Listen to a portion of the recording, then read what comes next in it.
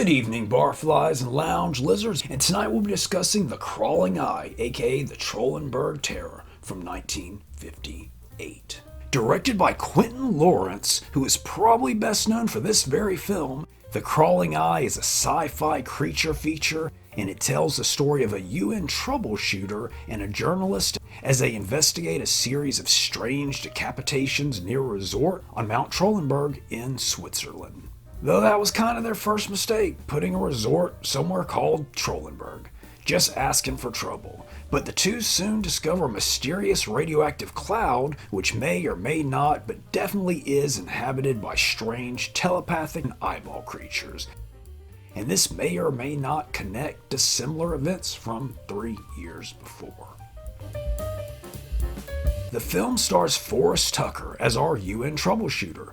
Tucker was an accomplished actor with nearly 100 credits to his name, but probably most notably for patrons of the snack bar. He did several sci-fi films, including The Strange World of Planet X and The Abominable Snowman for Hammer.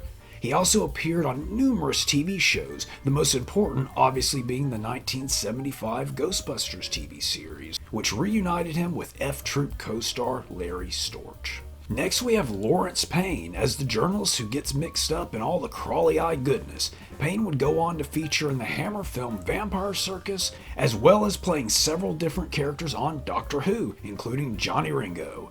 Payne, though, might best be known as a crime fiction / detective novelist. His 1961 novel, The Nose on My Face, was turned into the 1963 feature Girl in the Headlines. And finally, we have Janet Monroe as a young mind reader who the Crawling Eyes have their eyes on.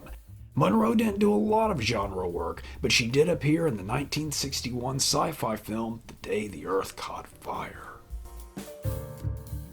The effects, done by Les Bowie, are quite effective and all around quite spiffy. Bowie began as a matte painter, but in 1951 began his own company and did the effects for The Quatermass Experiment, The Day the Earth Caught Fire, and a whole bunch of Hammer films, and Sinbad and the Eye of the Tiger.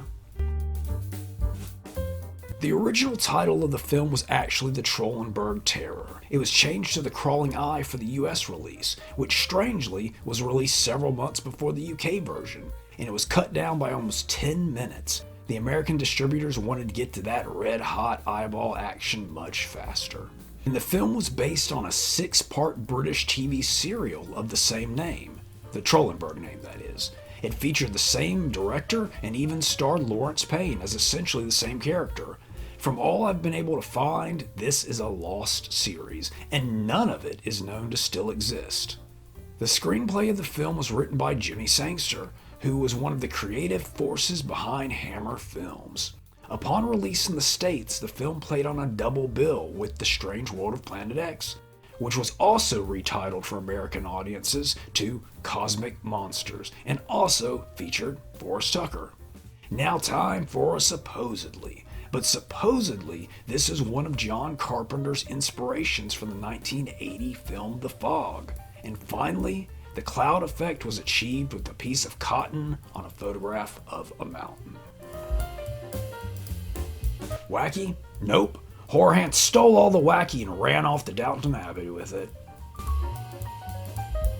The Crawling Eye has been released on VHS, DVD, Laserdisc, German Blu-ray, as well as the Mystery Science Theater 3000 DVD version. I give this one a solid 3 retitled ratings out of 5. This is a neat little film that way too often gets labeled with the dreaded cheese word. And that's all the time we have for this week. Please like, comment, subscribe. That's crickets, not a crawling eye. And keep it wacky. Where's the grasshoppers? Locusts? Cicada? Bugs.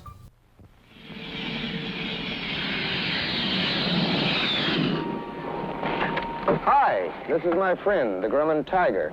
It's a jet, and I'm Ralph Donnell, its test pilot. It takes a lot of training to control one of these babies. My son Wayne will learn someday. Right now, though, he's getting ready by learning to control a Lionel electric train. With a Lionel train, you not only get locomotives and cars, but all sorts of missile and rocket equipment, too. you can learn to operate these Lionel missile launchers. And fire this IRBM launcher by pressing a button. Wow, and look, you can put this target together and blow it up again and again. And look at this, the Lionel helicopter car. Watch her fly. And remember, kids, you're in control. You're the boss on the Lionel line. Ask for Lionel this Christmas.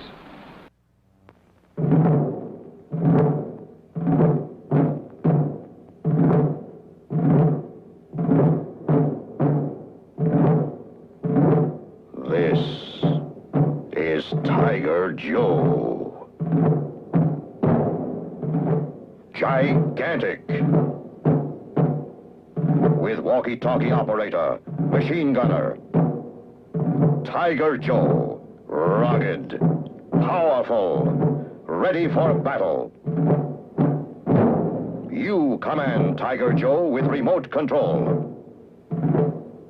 Stop. Back. You breech load Tiger Joe and fire. Battery powered, the biggest tank of all. Tiger Joe, sold at food markets only.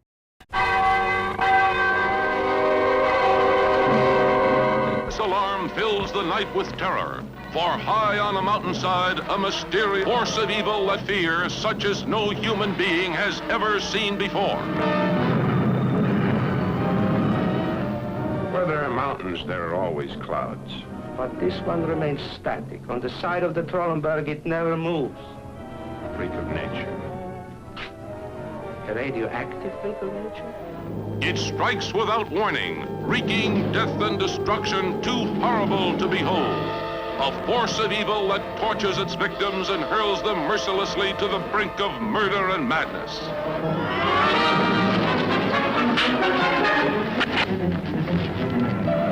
What is it, and what does it crave, this creeping horror that hungers and thrives on human flesh, while it inhabits its own silent world that no man can penetrate? No one is safe from its spell of destruction. A cold, hypnotic stare striking fear into the hearts of all, creating a frenzied nightmare for those who behold it. The cloud is splitting up. Splitting out. There are 4 of them now, and all moving this way.